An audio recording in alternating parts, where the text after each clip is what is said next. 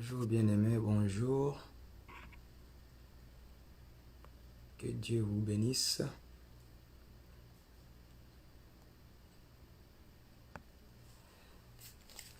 Bonjour bien-aimés dans le Seigneur Jésus-Christ. Que Dieu vous bénisse. C'est encore moi, le frère Barouani, qui est là avec vous pour venir partager avec vous quelques paroles aujourd'hui de la loi. Comme dans notre habitude, nous attendons que tout le monde soit là. Bonjour la sœur, bonjour à tout le monde, bonjour mon frère. Sois béni dans la grâce du Seigneur Jésus-Christ. Nous vous bénissons vraiment pour votre amour à la parole du Seigneur. C'est avec une grande joie que nous venons partager ces quelques paroles de révélation de la loi. Bonjour à tous et tous qui sont là. Nous vous saluons dans le nom du Seigneur Jésus-Christ. Soyez bénis, soyez bénis. Bonjour sœur Christelle. Bonjour à tous et à toutes. Que Dieu vous bénisse. Nous allons partager une bonne parole aujourd'hui. On va boire de l'eau vive que le Seigneur a mis dans notre cœur pour que nous puissions grandir. Bon. Ah, how are you, brother? Gérard. God bless you, my brother. God bless you. You have something to do, to eat today. We're gonna eat some food of God. Yeah. Soyez bénis tous et toutes. Soyez bénis. Que Dieu vous bénisse aujourd'hui. Nous allons partager la bonne parole. La bonne parole. Bonjour, Maman Esther. Bonjour, Maman Esther. Maman Lénat. Que Dieu vous bénisse. Nous sommes en ligne pour partager quelques paroles de la part du Seigneur. Oh, ma fille, ma soeur, sois bénie, Naomi. Sois bénie. God bless you so much. Que Dieu te bénisse. Que Dieu te bénisse vraiment. Nous vous bénissons, nous vous bénissons. Que Dieu bénisse tous les hommes de Dieu qui sont là. Nous bénissons les servantes de Dieu qui sont là. Nous bénissons nos frères, nos jeunes sœurs, les mamans. Nous bénissons tout à chacun de nous et de vous. Soyez bénis, soyez bénis. Que Dieu encore augmente ces choses dans votre cœur parce que c'est la bonne nourriture. J'aime la Bible. La Bible est un livre pas comme les autres livres. Hein? Ce n'est pas un livre de roman que les gens passent le temps à lire mais ils ne comprennent pas.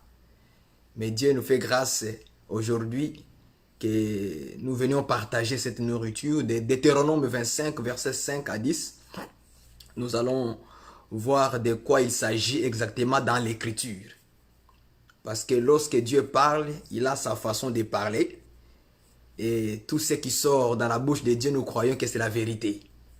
Comme les écritures, psaume 119, verset 145, il dit que ta loi est la vérité. Donc quand Dieu parle de la loi, quand il fait sortir la loi dans sa bouche, sache-le bien que c'est une vérité. Amen. Je salue aussi mon frère, le mari de Naomi. Sois aussi béni pour ta présence. C'est une bénédiction. Parce que nous allons partager une bonne nourriture aujourd'hui. Nous allons voir les gens qui se marient avec leur belle-sœur. Hein? Les gens qui se marient avec leur belle-sœur. Hein? On va voir ça dans les Écritures aujourd'hui. Nous allons voir l'Écriture, on va en parler. J'entends que quelques minutes encore pour que les gens puissent se présenter. Et nous allons partager cette parole aujourd'hui. Deutéronome 25, versets 5 à 10. Nous allons les lire ensemble, tout doucement. Et nous allons voir de quoi il s'agit dans l'Écriture. Nous allons prier le Seigneur pour que tout à chacun de nous tous puisse comprendre exactement la parole de Dieu. Prions au nom du Seigneur Jésus-Christ. Éternel Dieu, nous te rendons grâce, nous te bénissons pour ton amour, ta bonté, ta fidélité. Merci encore une fois, Seigneur, pour ces privilèges que tu nous donnes, Seigneur, de partager ta parole. Ô Dieu, sois élevé, sois béni, sois glorifié dans l'Église. Merci infiniment, Papa, pour la grâce que tu nous fais aujourd'hui. Parce que dans cette grâce, tu nous enseignes. Dans cette grâce, Seigneur, tu nous expliques beaucoup de choses. Dans cette grâce, Seigneur, tu nous pardonnes de nos péchés, de nos iniquités. Nous te disons, Seigneur, simplement merci. Toutes nos reconnaissances sont à toi, Seigneur. Merci pour tout ce que tu es. Merci pour tout ce que tu fais. Et merci pour tout ce que tu feras à la suite de notre vie, Seigneur. Louange à toi, l'agneau de Dieu, qui ôte nos péchés. Bénis ton peuple à son Seigneur, afin qu'il puisse comprendre cette écriture, comme tu nous as révélé. Au nom de Jésus-Christ, notre Seigneur, ainsi nous avons prié. Amen. Que la présence de Dieu puisse nous accompagner, en fait de partager la parole de Dieu avec vous. Donc, comme dans mes habitudes, j'invite tout le monde, pour ceux qui ont de la Bible, d'avoir sa Bible à la main, parce que nous allons ouvrir l'écriture, chacun de nous. Je demande à ceux qui sont à la maison posés, prenez votre Bible à table, en écoutant l'enseignement ensemble avec vous. Nous allons lire de verset par verset jusqu'à la fin. Donc nous allons prendre avec vous Deutéronome 25. J'aimerais que tu ouvres ta Bible là où tu es, en même temps avec moi. Tu prends la Bible, Deutéronome 25. On commence au verset 5 jusqu'au verset 10. Nous allons lire tout doucement, ensemble. On va lire tout doucement. Nous allons lire au verset 5. Deutéronome 25, verset 5. Je lis. Au nom du Seigneur. Lorsque deux frères demeureront ensemble, et qu'un l'un d'eux mourra sans laisser de fils, la femme du défunt ne se mariera point au dehors avec un étranger, mais son beau-frère ira vers elle, la prendra pour femme et l'épousera comme beau-frère. Le premier-né qu'elle enfantera succédera au frère mort et portera son nom, afin que ce nom ne soit pas effacé d'Israël. Si cet homme ne veut pas prendre sa belle-sœur, elle montera à la porte vers les anciens et dira, mon beau-frère refuse de relever en Israël le nom de son frère. Il ne veut pas m'épouser par droit de beau-frère.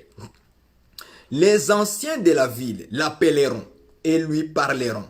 S'il persiste et dit, je ne veux pas la prendre, verset 9, alors sa belle-sœur s'approchera de lui en présence des anciens, lui ôtera son soulier du pied et lui crachera au visage. Et prendra la parole, elle dira, ainsi sera fait à l'homme qui ne relève pas la maison de son frère. Amen. Ça, c'est l'écriture noir sur blanc.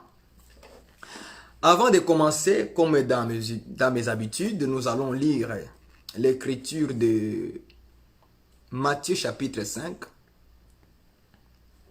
Matthieu chapitre 5, on va prendre ça. Matthieu chapitre 5, au verset 17.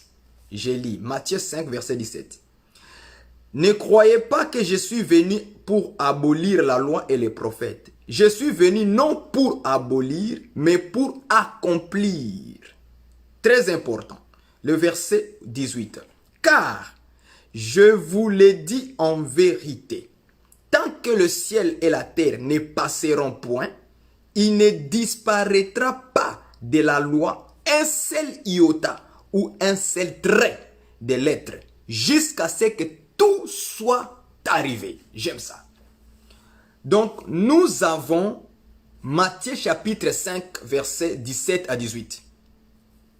Jésus dit ceci, qu'il n'est pas venu abolir la loi et les prophètes.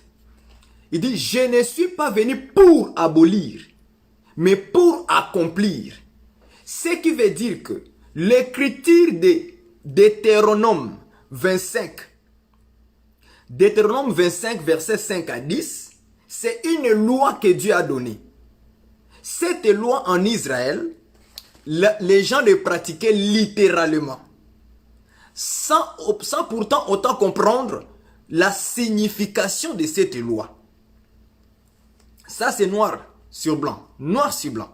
La loi de Deutéronome était pratiquée en Israël, noir sur blanc, littéralement, physiquement.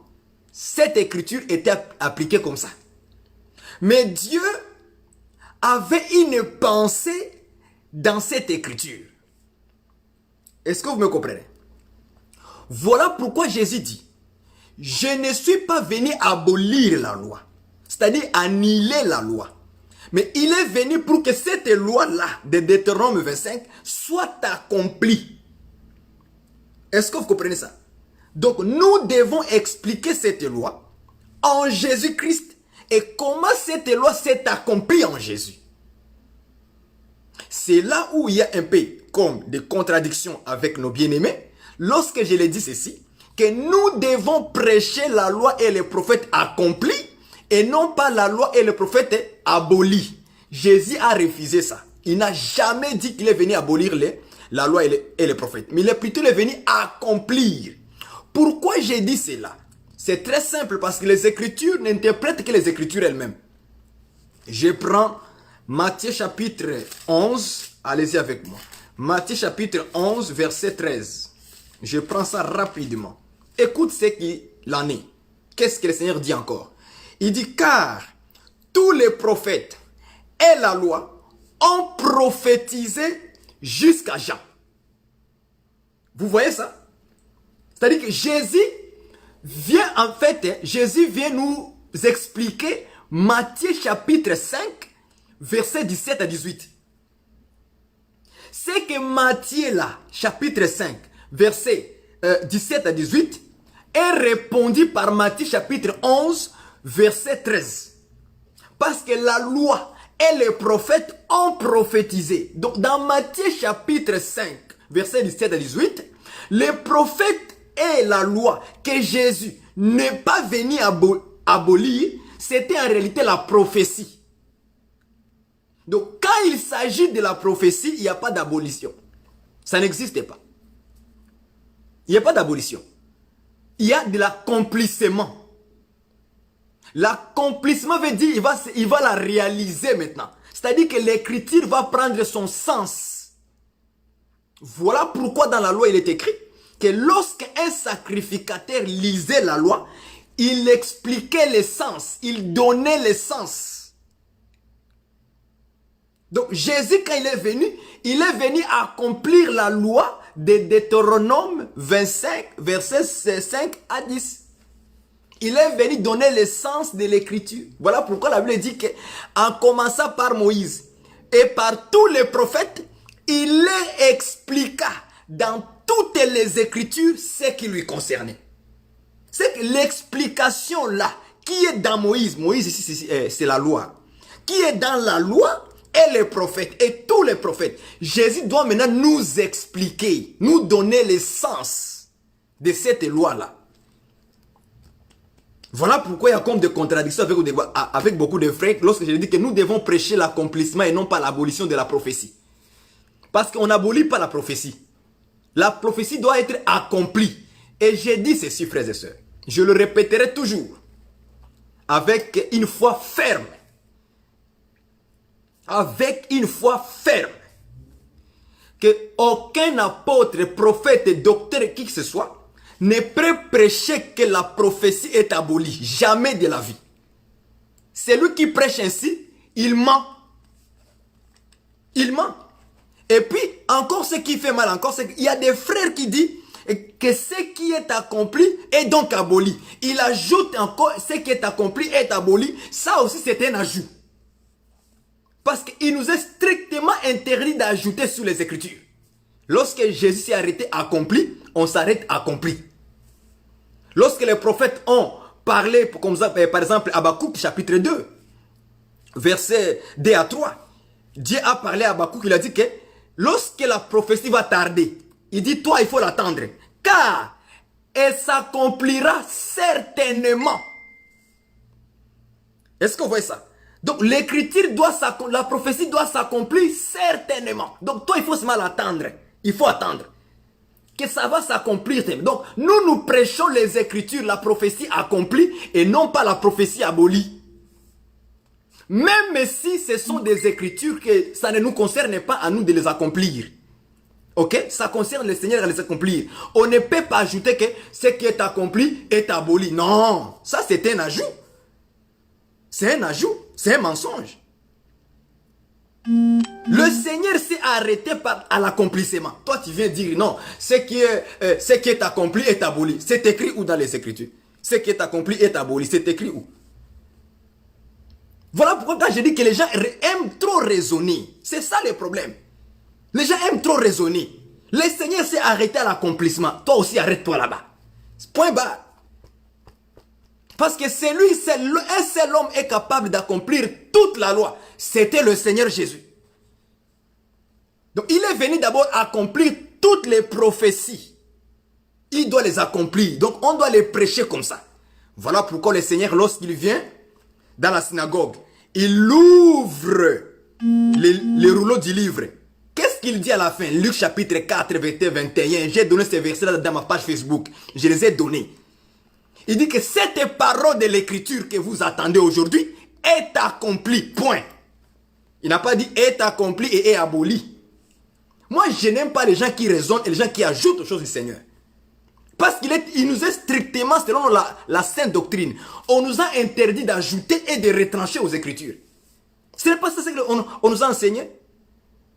Mais pourquoi maintenant aujourd'hui, les frères des ministres s'autorisent eux-mêmes d'ajouter et de retrancher à la parole du Seigneur? Et ils se tapent la poitrine, je suis un homme de Dieu, je prêche la parole de Dieu. Avec les ajouts. Avec les ajouts. Ce qui est accompli est aboli. C'est écrit où? On a dit qu'il va accomplir, il va accomplir. Point barre, il y a un point à la fin. Il y a un point là-bas. Point. Quand je vais commencer à parler avec beaucoup de force, ils vont dire que non frère, tu es trop violent, tu dis ceci. Je ne suis pas violent parce que vous énervez le Seigneur. Ce que le Seigneur n'a pas dit, vous le faites dire dans sa bouche. C'est ça qui me fait mal. Il a dit que cela est accompli, cela est accompli. On s'arrête là-bas. On n'a rien à discuter. Si vous avez des prédicateurs, des apôtres, des docteurs, des prophètes, qu'ils disent ce qui est accompli est aboli, ça c'est leur problème. Moi je n'ai pas vu ça dans la Bible. Je n'ai pas vu ça dans la Bible. Moi j'ai vu partout quand Jésus parlait là, il disait accompli, accompli, accompli. C'est ça que moi j'ai vu. Je n'ai pas vu que ce qui est accompli est aboli. Je n'ai pas vu ça. Ça c'est un raisonnement. C'est un raisonnement. Et qu'il soit docteur ou quoi que ce soit, apôtre ou quoi que ce soit, je ne croirai jamais dans cette manière de parler. Jamais. Je croirai à ce que c'est dit, la prophétie doit s'accomplir. Je suis venu accomplir la prophétie. Point barre. Si vous dites que ce qui est accompli est aboli, bon, ça c'est vos raisonnements, gardez-les pour vous. Mais moi je croirai à ce que le Seigneur a dit. Donc premièrement, Deutéronome 25, versets 5 à 10, doit s'accomplir en Jésus parce que c'était une loi prophétique.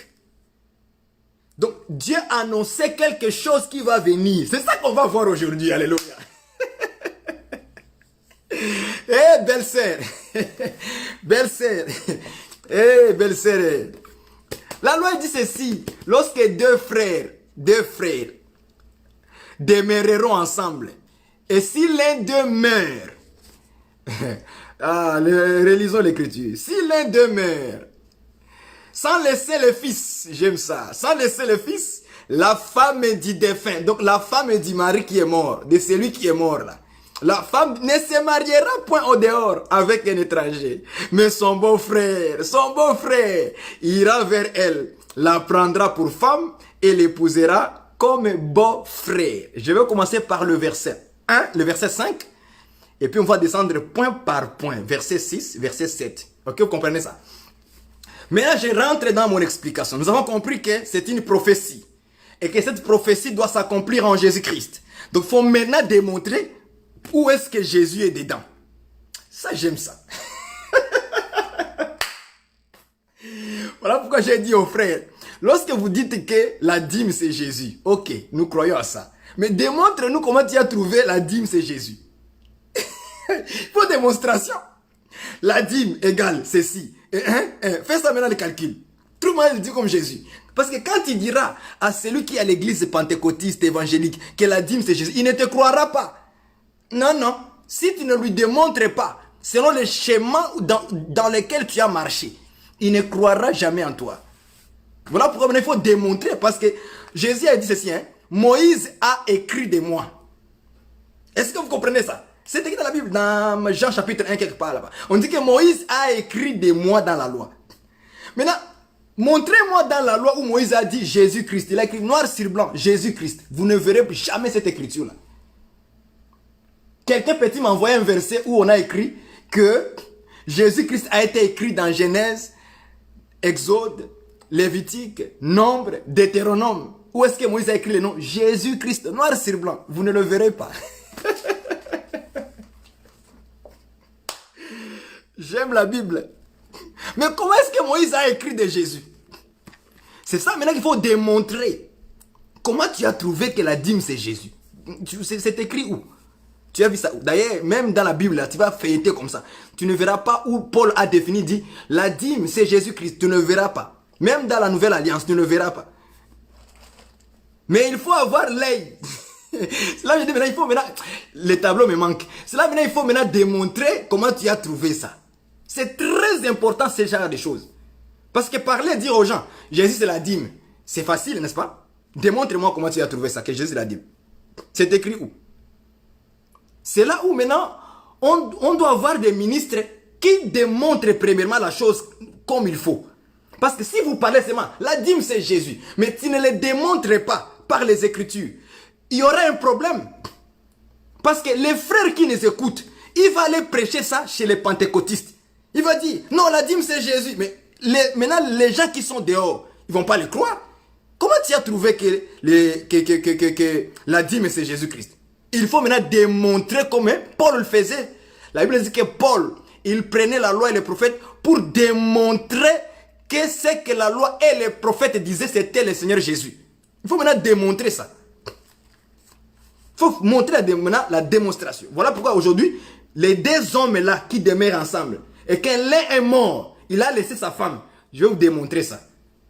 Comme ça, quand quelqu'un maintenant te posera la question sur la loi de Deutéronome 25, tu auras comment marcher pour l'amener à comprendre. Prenons maintenant les deux frères. Deutéronome 18, verset 15. Allons-y rapidement. Expliquons ça, comme ça vous allez comprendre. C'est la nourriture pour vous réveiller parce que ça fait longtemps que je n'étais pas en ligne. Prenons maintenant Deutéronome 18, verset 15. On va chercher les frères. Les deux frères, on va les chercher. C'est écrit dans la Bible, les deux frères là. Les deux frères sont dans la Bible, ils ne sont pas loin. Prenons Deutéronome 18, verset 15. Je lis ça, je lis, ok. L'Éternel est ton Dieu te suscitera du milieu de toi, d'entre tes frères. J'aime ça. D'entre tes frères, un prophète comme moi. Moi ici, c'est Moïse. Hein? C'est Moïse qui vient de parler. Il dit, l'Éternel, le Dieu, suscitera l'un de tes frères. Ah, donc ce sont des frères, mais Dieu prend un frère. Il dit, il suscitera d'entre tes frères un prophète comme moi. Donc Moïse d'abord, il était un frère. Est-ce que vous comprenez? Il était un frère que Dieu a pris parmi ses frères. J'aime ça. Suivez-moi attentivement ici, frère. Moïse était un frère. Les frères des enfants d'Israël. Il était leur frère. Dieu l'a pris comme prophète parmi ses frères. Donc Moïse était frère des enfants d'Israël. On est tous d'accord, n'est-ce pas? Maintenant, Moïse, il dit, Dieu maintenant suscitera. Donc il prendra un autre frère d'entre tes frères. Là, je pense que vous commencez à comprendre maintenant. C'est ça la Bible. Il faut démontrer. Il faut démontrer maintenant pour trouver les deux frères. Parce que les deux frères dans Deutéronome 25, ils n'ont pas de nom. Donc il faut maintenant que Dieu t'ouvre l'entendement spirituel. L'œil pour aller chercher ces frères-là, ce sont des qui? Donc nous voyons déjà, il s'agit de Moïse. Est-ce que vous voyez ça? Il s'agissait de Moïse. C'est lui-là l'un des frères. Maintenant, on doit susciter un autre frère. Donc il y en a maintenant deux frères. J'aime la Bible. J'aime la Bible. Est-ce que vous voyez ça? Donc les deux frères là, nous les avons dans la Bible. Tous sont des prophètes. Il dit, un prophète comme moi. Est-ce que vous voyez? Donc comme Moïse. Donc ce sont les deux frères là. J'aime ça. Je continue maintenant. On va aller chercher Moïse. Prenons Jean chapitre 1 verset 17. On va voir les frères de Moïse. Les deux prophètes. On va les trouver. Ce sont les deux frères, mais des prophètes. Prenons Jean chapitre 1 verset 17. Allons-y rapidement. J'aime ces choses. Je commence à voir la joie qui commence à monter dans mon cœur. La joie du Seigneur a débordé. Oh. La joie du Seigneur a débordé. Oh. La joie du Seigneur a débordé. Oh. La joie du Seigneur a débordé. Oh. Donc nous avons Deutéronome 18 verset 15. L'Éternel Dieu suscitera d'entre ses frères un prophète comme moi. Donc Moïse, il était frère. Un prophète. Donc Dieu doit encore susciter un frère. Au milieu de ses frères, un autre prophète. Donc il y avait deux frères, deux prophètes. Maintenant, regardons les deux prophètes. Donc on a Moïse. On doit trouver le Moïse. C'est un frère. Ça c'est un. Maintenant, regardez maintenant son frère. Jean chapitre 1 verset 17. Car la loi a été donnée par Moïse. Le frère Moïse. La grâce et la vérité sont venues par Jésus-Christ, le deuxième frère. Acclame le Seigneur. Acclame le Seigneur là où tu es. Amen. Voilà les deux frères. Il faut démontrer au peuple comment tu as trouvé les deux frères là. C'est ça qui est problématique avec beaucoup de frères. C'est bien beau de dire la dîme c'est Jésus. Démontre-moi que la dîme c'est Jésus. C'est très important parce que Dieu a caché les choses. Et c'est sa gloire comme ça. La gloire de Dieu est de cacher. Il a dit, si deux frères demeurent ensemble, qui sont ces deux frères là qui demeurent ensemble? C'était Moïse avec le Seigneur Jésus. Parce que dans toute la Bible, il n'y a que deux prophètes majeurs. Acclame le Seigneur. Il n'y a que Moïse et le Seigneur Jésus. Si quelqu'un vient dire que lui aussi il est le prophète majeur, mon ami, qu'est-ce que tu attends dans cette assemblée? Prends ta Bible, fuis à la maison. Qu'est-ce que tu attends? Vous voyez, aujourd'hui les gens se proclament, je suis prophète des nations. C'est moi le seul prophète qui parle en Côte d'Ivoire. Mon frère, qu'est-ce que tu es en train de faire dans cette assemblée-là? Prends ta Bible, ta femme et tes enfants. Allez à la maison. C'est clair. Il est en train de se faire égal à Moïse. Il est en train de se faire égal à Jésus. C'est simple que ça. Aucun homme de Dieu aujourd'hui ne peut se faire égal à Moïse, ni au Seigneur Jésus-Christ. Qui peut s'égaler à Jésus-Christ aujourd'hui? Toi, un homme charnel, qui peut mourir? Hein? On va t'enterrer demain. Et tu te mets les épaules en l'air. Soyez humbles. Les ministres aujourd'hui, ce sont des ministres qui présentent un seul ministre. Est-ce que vous voyez ça? Parce que tous les prophètes de l'ancienne alliance, ils présentaient que Moïse. Et aujourd'hui, le Seigneur Jésus, il est le seul ministre qui est présenté par les ministres, les cinq dons ministériels. Les 5 dons de la grâce. Donc nous, ce qu'on fait, c'est présenter Jésus. C'est tout ce qu'on fait. C'est présenter Jésus. On ne se présente pas soi-même, mais c'est le Seigneur que nous présentons. Acclame le Seigneur. Très important. Donc les deux frères qui demeuraient ensemble, c'est Moïse et le Seigneur. Il n'y a pas autre chose à dire. Ce n'est que les deux. Maintenant, j'aime les Écritures. On commence maintenant à descendre un peu. On a déjà trouvé les deux. On commence maintenant à descendre. Regarde ce que l'Écriture dit. Deutéronome 25. Je les lis encore de nouveau le verset 5. On est encore au verset 5. On n'a pas encore quitté le verset 5. Lorsque deux frères demeureront ensemble et qu'un l'un d'eux mourra sans laisser de fils, la femme du défunt, ah j'aime ça, la femme du défunt, la femme, donc les défunts, l'homme qui est mort, le frère qui est mort, il avait une femme. Le frère avait une femme. Maintenant, il est mort. Sa femme est restée veuve. Voilà pourquoi on l'appelle la femme du défunt, de celui qui était mort. Maintenant, qui était la femme de Moïse? Parce qu'on a trouvé les deux frères, Moïse et Jésus. Qui était la femme du défunt? C'est facile. Les aigles ont déjà commencé à voler. Hein? Vous commencez déjà à voler. C'est très bien, j'aime ça. Moi, c'est déjà vous comprenez le chemin là où je marche maintenant. Hein? J'aime les gens qui sont déjà doués en esprit. J'aime ça. Quand on est doué en esprit, on n'a pas besoin de tarder beaucoup.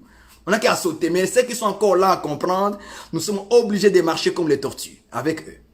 Hein? Petit à petit. Pour qu'ils comprennent. Ah, donc l'écriture parlait de ça. On va y arriver. Doucement. Je suis dans la démonstration là. Ok. Nous allons chercher la femme du défunt. Le défunt, c'est qui? C'est Moïse qui était mort. Maintenant, regardons Actes des Apôtres. Je m'en vais tout doucement. Actes des Apôtres. Je prends Actes des Apôtres, chapitre 7. Qui était Moïse en réalité? Et c'est là maintenant où on va trouver sa femme. Actes des Apôtres, chapitre 7, au verset 35. Allons-y. C'est Moïse qu'ils avaient régné. C'est lui que Dieu envoya comme chef et comme libérateur. Ah bon? J'aime le Seigneur. Donc Moïse était chef. Donc Moïse était chef où? En Israël. Moïse était l'homme, était le mari, était le dirigeant. Il était la tête d'Israël. Donc c'était lui le mari d'Israël. Donc Israël était considéré comme l'épouse, comme la femme de Moïse. Est-ce que vous comprenez ça? Maintenant, quand Moïse est mort, Israël, qui est là, sa femme, est restée veuve. Est-ce que vous voyez ça? Elle était restée veuve. Elle n'avait pas de tête. Elle n'avait pas de chef. Elle n'avait pas de dirigeant. Voilà pourquoi, quand Jésus venait, est-ce que vous voyez ça? Quand Jésus venait, Israël, les pharisiens parlaient toujours en disant, Moïse nous a dit. Moïse nous a dit. Pourquoi? Parce que Moïse n'est plus. Leur mari n'est plus là. Il est déjà mort. C'est lui le défunt. Donc maintenant, en face de Jésus, on a trouvé que c'est Israël qui est l'épouse de Moïse, du défunt. C'est lui qui était mort. Maintenant, regardez ceci, frères et bien-aimés du Seigneur. Allons-y, Deutéronome 25. Allons-y, vous allez comprendre. C'est facile, très facile. Ok, j'ai lu ça. Hein? La femme du défunt ne se mariera point au dehors avec un étranger, c'est très bien. Mais son beau-frère, qui est le beau-frère? Qui est le frère de Moïse? Le Seigneur Jésus-Christ. Ah bon? Donc en face des enfants d'Israël, en face de l'épouse Israël, qui est la femme de Moïse, Jésus devient comme qui? Le beau-frère. Alléluia. C'est ça la parole, frère. Donc Jésus devient beau-frère d'Israël. Hein? C'est ça le mystère de Dieu. Quand on parle de mystère, c'est ça. Tout ce que nous voyons dans la nature, beau-père, belle-mère, belle-sœur, beau-frère, Dieu aussi les utilise.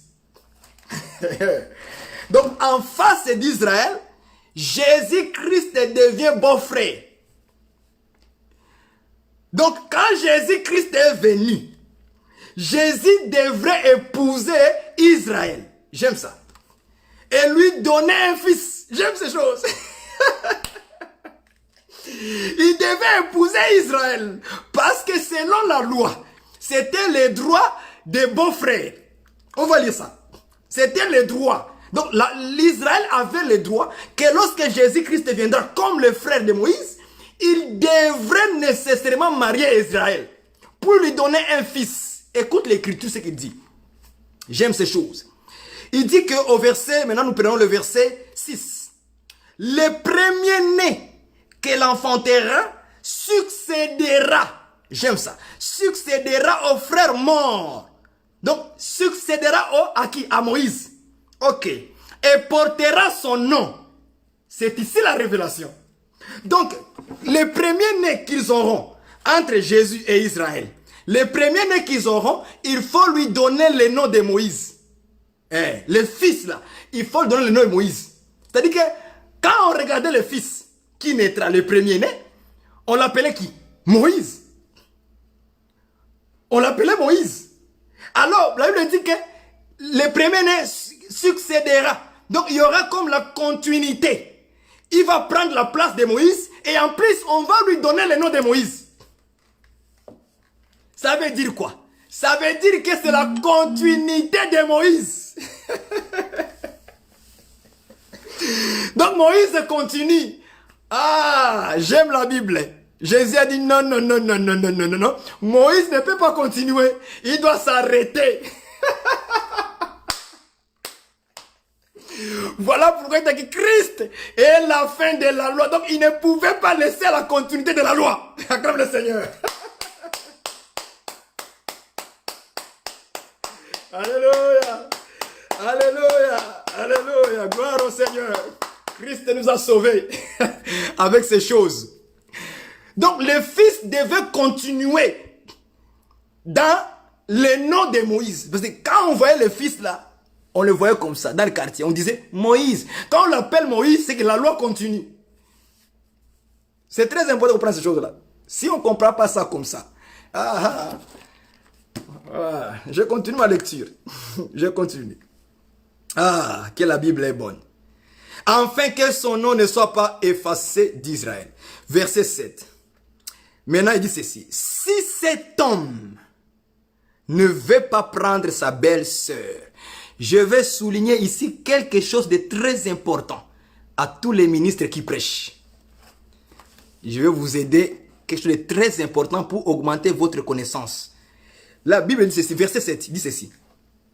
Si cet homme refuse, ne veut pas prendre sa belle-sœur, quand on met la condition si, c'est très important. Très important. C'est-à-dire quoi?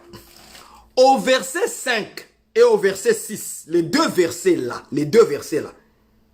Dieu a caché un autre message, une autre explication qui est cachée dans le verset 5 et au verset 6. Plaise à Dieu qui me donne le temps que je vous explique le verset 5 à 6 dans une autre phase, dans une autre manière.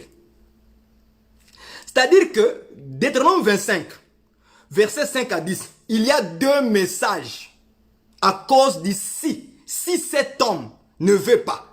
Cette condition-là, c'est pour dire que dans le verset 5 à 6, il y a un message qui est caché dedans, que j'aimerais vous expliquer la prochaine fois. Maintenant, quand on fait la continuité avec si cet homme, c'est-à-dire que c'est là maintenant, c'est comme si la phrase là, le verset 7, vient démontrer que ce que Dieu a dit au premier verset, au verset 6 et au verset 5, ne s'est pas réalisé. Ça ne s'est pas réalisé comme Dieu l'a dit. Je ne sais pas si vous me comprenez. Je vais répéter encore pour une bonne compréhension. Je reprends la parole. Le verset 7 dit ceci. Si cet homme, c'est-à-dire que les beaux-frères, si les beaux-frères là refusent, ne veut pas prendre sa belle-sœur, si il y a condition. C'est-à-dire que le verset qui sont en haut là, Dieu a caché encore un autre message dedans, que j'aimerais vous expliquer plus tard. Plaise à Dieu. Mais lorsque maintenant on fait la continuité jusqu'au verset 7, là où on dit si, c'est-à-dire que le verset 7, la condition là, vient montrer que les deux premiers versets en haut ne se sont pas réalisés comme ça. Ça veut dire que le beau-frère a refusé de donner un fils, de donner la sémence. Il a refusé. Alors si maintenant cet homme refuse, cela veut dire que dans le même verset 5 jusqu'à 10, il y a des explications qui sont cachées dedans. C'est ça le mystère de Dieu. Je donne un exemple. Il y a une écriture de la loi qui dit ceci. Il parle de la guerre.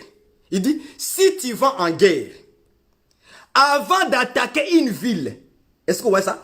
avant d'attaquer une ville, ok, il faut d'abord l'accorder la paix.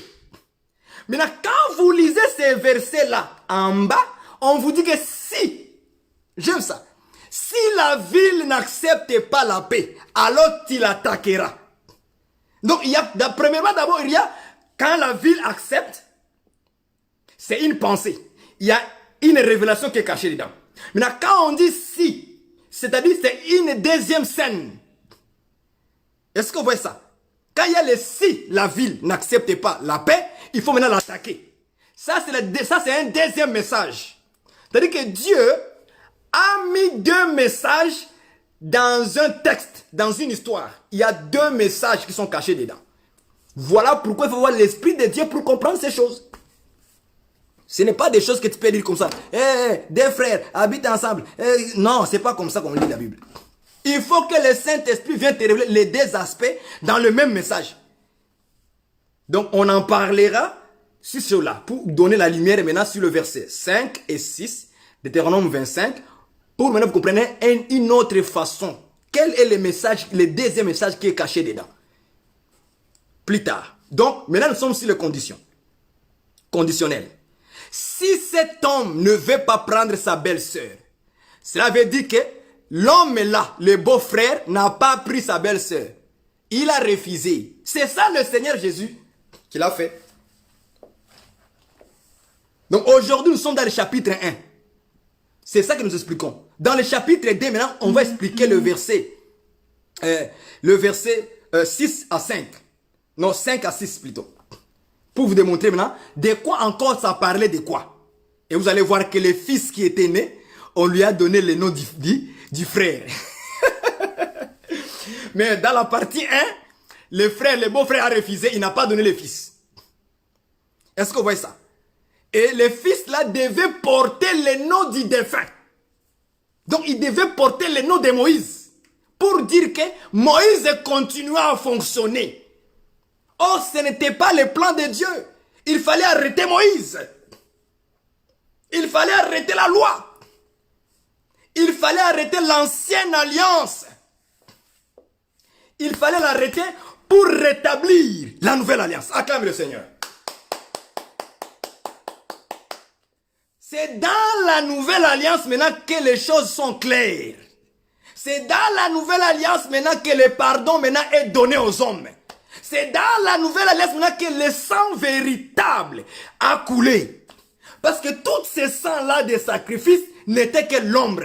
L'ombre. Ça ne pouvait pas purifier l'homme. Donc si on gardait Moïse, la continuité de Moïse, que le fils puisse succéder Moïse, cela voulait dire que l'ancienne alliance continue. Parce que Moïse, c'est l'ancienne alliance. Moïse, c'est la loi. Est-ce que vous comprenez ça? Donc, il fallait arrêter ça. Donc, l'homme est là. Il a refusé. Ah bon? Donc, le beau-frère a refusé. Le beau-frère. Donc, le beau-frère de la femme de Moïse, qui était son frère, lui, il a refusé ça. Et cette écriture que vous attendez aujourd'hui est accomplie. Acclame le Seigneur. Cette écriture est accomplie. Jésus n'a jamais épousé Israël. Il n'a pas épousé. Il a refusé de l'épouser. Jésus a refusé de l'épouser. Même quand vous regardez sa façon de marcher, de faire les miracles, Israël n'a jamais cru en Jésus.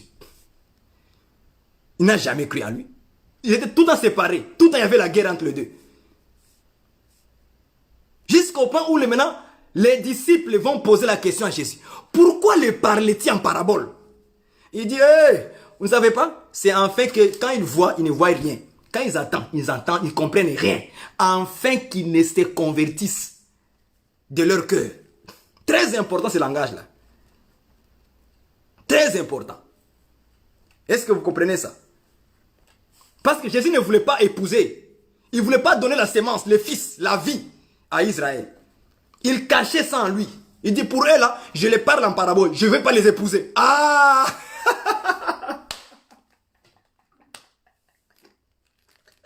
Seigneur Jésus, merci. Merci Père. Que tu es merveilleux. Que tu es merveilleux. Je te loue Père. Parce que tu as caché ces choses aux sages et aux intelligents. Mais tu les as révélées aux enfants.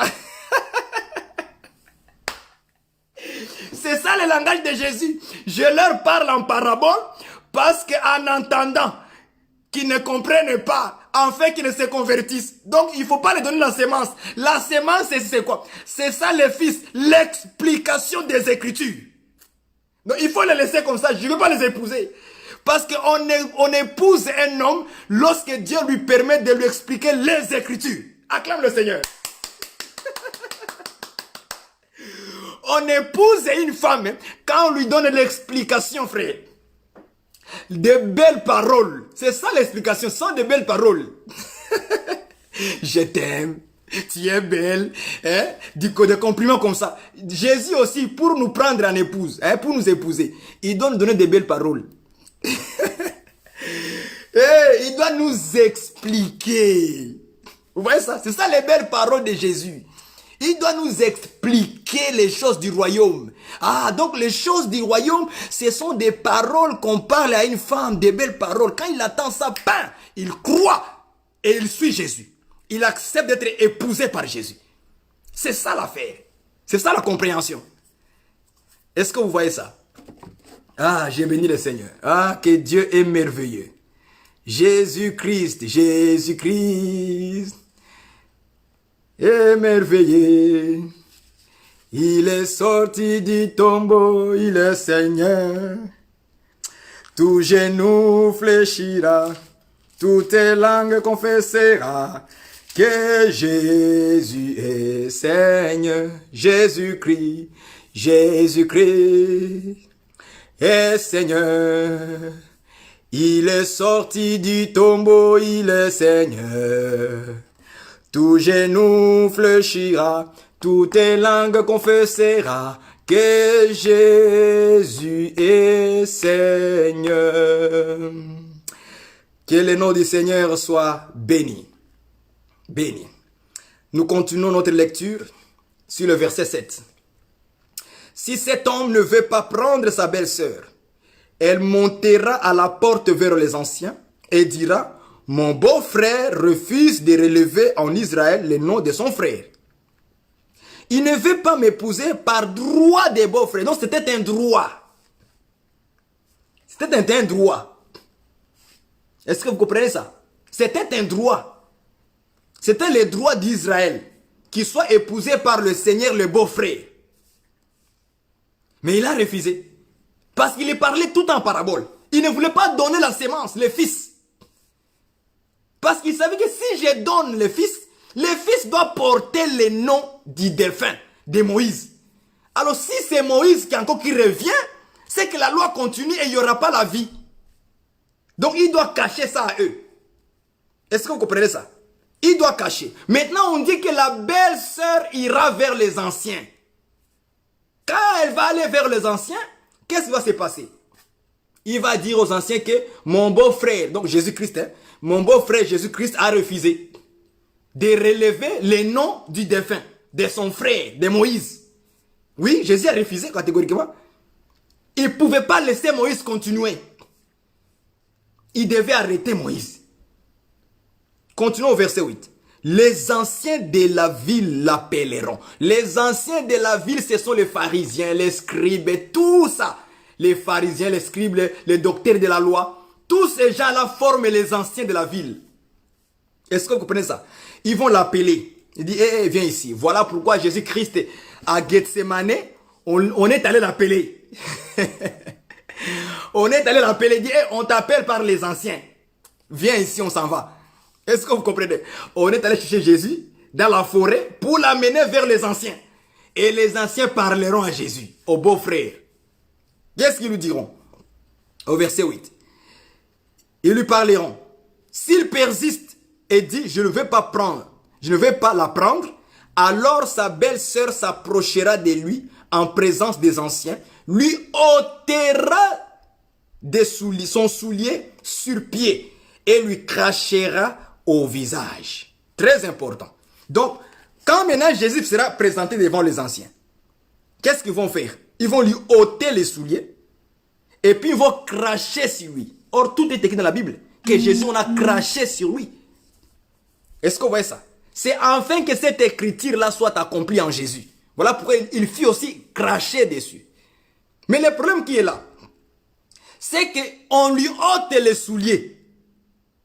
Mais nous n'avons pas vu dans la Bible où les enfants d'Israël ont ôté Jésus les souliers physiquement comme ça. On ne l'a pas vu dans la Bible. Vous ne verrez une écriture qui dit que Jésus, on lui a ôté les souliers. Vous ne le verrez pas. Ah, c'est là maintenant qu'il faut la révélation du Seigneur. On prend Ruth, va nous aider pour comprendre ici, les ôter les souliers sur Jésus. On va aller dans Ruth. Alléluia. Ruth chapitre 4. On va commencer au verset 6. Écrivez ça. Ruth chapitre 4. Verset 6. On va aller jusqu'au verset 8. Et celui qui avait les droits de rachat répondit, je ne puis pas racheter pour mon compte, crainte de détruire mon héritage. Prends pour toi mon droit de rachat. Soulignez ça. Prends pour toi mon droit de rachat, car je ne puis pas racheter. Verset 7. Autrefois en Israël, pour valider une affaire quelconque relative à un rachat ou à un échange, l'un ôtait son soulier. Ok. L'un ôtait son soulier et le donnait à l'autre. Cela servait de témoignage en Israël. Ah bon? Donc cela veut dire que en Israël, ils avaient une coutume. Quand quand une femme, son mari était mort, la veuve devrait se marier avec le frère. Est-ce que vous comprenez ça? Maintenant, quand le frère là refuse de prendre cette femme comme le droit d'aînesse, comme le droit des beaux-frères, il devait ôter les souliers, il devait enlever son soulier et donner à celui qui veut la prendre en mariage. Pour dire que moi, je ne peux pas racheter. Je ne peux pas racheter, je donne le droit de rachat à l'autre. Est-ce que vous voyez ça? Maintenant, dans Deutéronome, on répète la même chose. On dit que la femme viendra enlever les souliers. Est-ce que vous voyez ça? Or, enlever les souliers veut tout simplement dire que cet homme est incapable de racheter, d'épouser la femme. Est-ce que vous voyez ça? Donc, en réalité, physiquement, on n'a pas enlevé Jésus les souliers. Ceci explique tout simplement que Israël a considéré Jésus comme un homme incapable. Incapable de les racheter. Incapable de les épouser. Voilà pourquoi qu'est-ce qu'il le dit. Il est venu chez les siens et les siens l'ont rejeté. Pourquoi on l'a rejeté? C'est ça la question. Pourquoi on l'a rejeté? Qu'est-ce qu'il a fait du mal? Mais c'est à cause de Deutéronome 25. Parce qu'il a refusé de les épouser. Donc ils doivent les rejeter et les considérer comme un homme incapable. Jusqu'à aujourd'hui, les Juifs considèrent Jésus comme un homme incapable de racheter Israël. Et ils entendent un autre Messie qui va venir les racheter, les sauver. Ils ne savaient pas que c'est le même Messie qui était déjà venu, mais ils l'ont rejeté. Ils l'ont considéré comme un homme incapable, le fils de Joseph, le fils de Marie. Mais lui aussi, on le connaît son père, on connaît sa mère. Vous voyez? Quand ils le voyaient, ils le voyaient comme un homme incapable. Parce que dans leur tête, ils entendent quelqu'un d'autre pour venir les racheter, les sauver. Est-ce que vous comprenez ça? Donc, toutes ces écritures de Deutéronome 25 se sont accomplies en Jésus. Voilà pourquoi aujourd'hui, Jésus n'a pas pu racheter Israël. Il est allé vers maintenant l'étranger. Qui sommes-nous aujourd'hui? Nous avons cette grâce, mon frère, des refus de Jésus comme beau-frère d'épouser sa belle-sœur Israël. Si Jésus n'avait pas fait cela, si cet homme n'avait pas refusé, aujourd'hui, nous, on ne pourrait pas avoir la grâce que nous avons aujourd'hui, de comprendre ces écritures, de comprendre la parole de Dieu. Parce que tout cela, les promesses, les lois, tout était pour eux seuls. Voilà pourquoi Jésus aussi a refusé de l'épouser. Parce que Jésus avait un plan pour les nations. Un plan pour les étrangers, pour les gentils. Qui sommes nous aujourd'hui? Les Congolais, les Burundais, les Malgaches, vous voyez, et toutes les nations sur la terre. Dieu avait un projet pour eux. Voilà pourquoi cette écriture de Deutéronome 25 est accomplie aujourd'hui. Cette écriture est déjà accomplie. La question qui se pose, est-ce que physiquement, comme ça maintenant aujourd'hui dans la doctrine, est-ce qu'un frère peut épouser sa belle-sœur lorsque son frère meurt? Nous disons non. Non, non, non, non, non. Pourquoi? Parce que nous, les Écritures, dans Romains, je pense que c'est Romains 7, il nous dit que lorsque le mari meurt et que la femme reste seule comme veuve, elle a droit de se marier avec qui elle veut. Mais que cela soit dans le Seigneur. Est-ce que vous voyez ça? Donc, à ce moment-là, la femme a le droit de se marier avec qui elle veut. Ce n'est pas comme obligation, comme dans la loi, parce que la loi voudrait que les noms du défunt restent. Dans la grâce, il ne s'agit plus du nom de quelqu'un qui doit rester. Bon, j'attends souvent les traditions africaines ont gardé cette manière-là. Hein, les traditions africaines, les coutumes africaines ont gardé la même manière de faire les choses. Donc quand le frère meurt, le petit frère vient, il prend la femme pour laisser le nom du défunt. Ok? Ça, c'était un langage prophétique de Dieu.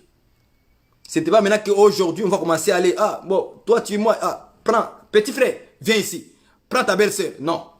Pour garder le nom de son frère. Non. Là, on est tenté d'aller contre-courant. Donc, on doit laisser la femme qui est restée, la femme veuve, de prendre ou d'être mariée, être épousée par un frère dans le Seigneur. Ce n'est plus comme une obligation de garder le nom de quelqu'un. C'est très important cela. Il faut qu'on comprenne ça dans la doctrine. Donc, cette écriture est accomplie. Que le nom du Seigneur soit loué. Comme je vous ai dit, si Dieu me fait grâce, c'est qu'on puisse avoir un samedi ou une autre journée, de venir maintenant prêcher Deutéronome 25, versets 5 à 6, d'une autre angle, d'une autre manière. Parce que Dieu a caché des explications dans cette écriture-là. Il y a d'abord l'écriture entre Moïse et Jésus. Donc nous viendrons aussi parler de cette écriture-là entre Jésus et le Saint-Esprit, comme étant deux frères. Que le Seigneur vous bénisse. Bye bye et à la prochaine.